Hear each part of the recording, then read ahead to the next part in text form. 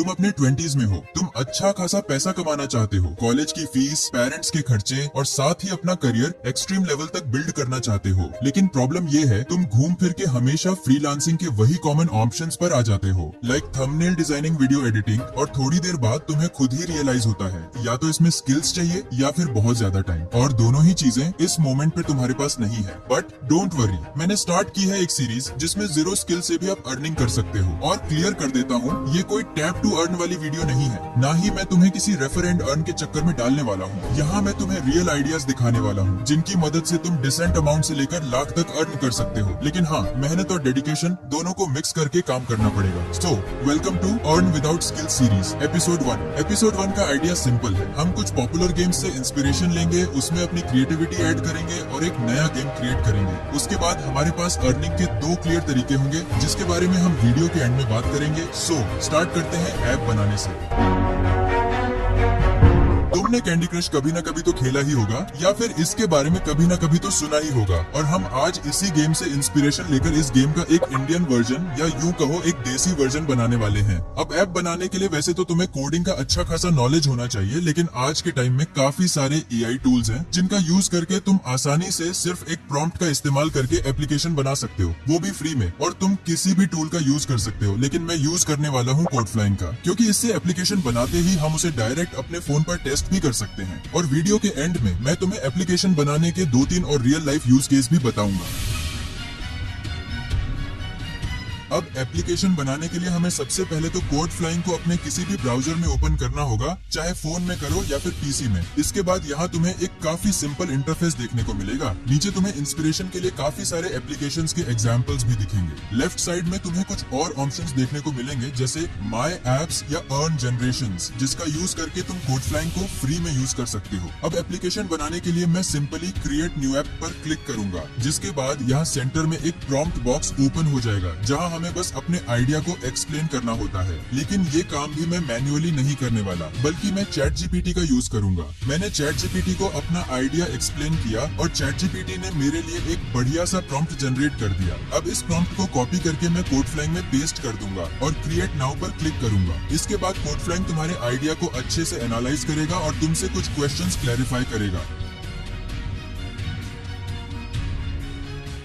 जैसे मेरे केस में इसने गेम का टारगेट ऑडियंस और ओवरऑल आइडिया के बारे में पूछा है। अब या तो तुम इसे कंफर्म कर सकते हो या फिर अपना खुद का आइडिया भी शेयर कर सकते हो। अब क्योंकि मुझे ये सजेशन अच्छा लगा तो मैं इसे सिंपली कंफर्म कर देता हूँ। इसके बाद यही सेम प्रोसेस 2-3 बार रिपीट होगा और फाइनली तुम्हारा एप्लीकेशन बनना शुरू हो जाएगा। तो चलो थोड़ा वेट करते हैं।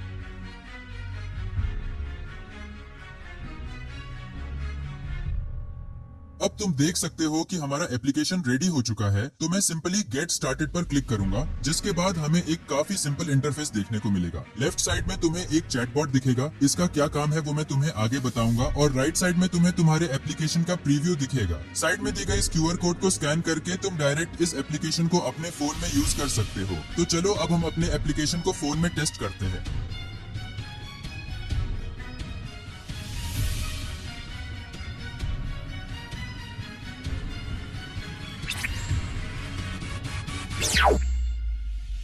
ओके, तो एप्लीकेशन काफी सही बना है और कोडफ्लाइन ने हमारे गेम में साउंड इफेक्ट्स भी ऐड कर दिए हैं। लेकिन अभी भी मुझे किसी चीज की थोड़ी कमी लग रही है, इसलिए क्योंकि अभी तक इसमें वो इंडियन टच नहीं आया है। इस प्रॉब्लम को सॉल्व करने के लिए मैं इसी चैटबॉट का यूज करूंगा। यहाँ मैं सिंपली ये लिखूंगा कि एप्लीकेशन तो काफी सही है, लेकिन इसे एक इंडियन टच देने के लिए गेम में कैंडीज को इंडियन फूड से रिप्लेस कर दो, जैसे पानी पूरी, इडली, डोसा, मोमो वगैरह। और इतना लिखते ही हमारा ऐप फिर से मॉडिफाई होना शुरू हो जाएगा। तो चलो थोड़ा और वेट करते हैं।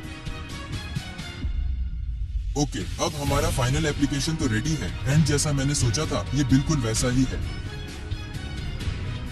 नाउ अगर तुम चाहो तो इस एप्लीकेशन का कंप्लीट कोड भी डाउनलोड कर सकते हो या फिर अपने ऐप को पब्लिश भी कर सकते हो। अब अगर बात करें एप्लीकेशन डेटा की, तो उसे भी तुम एडमिन पेज का यूज करके काफी स्मूथली मैनेज कर सकते हो। एप्लीकेशन टैब के बगल में तुम्हें एडमिन टैब मिल जाएगा, जहां से तुम अपने यूजर्स को, गेम के लेवल्स को, लेवल फूड को, प्रोग्रेस को और यहाँ तक कि सेटिंग्स तक को आसानी से चेंज, मॉडिफाई, एडिट या फिर नए एलिमेंट्स ऐड भी कर सकते हो।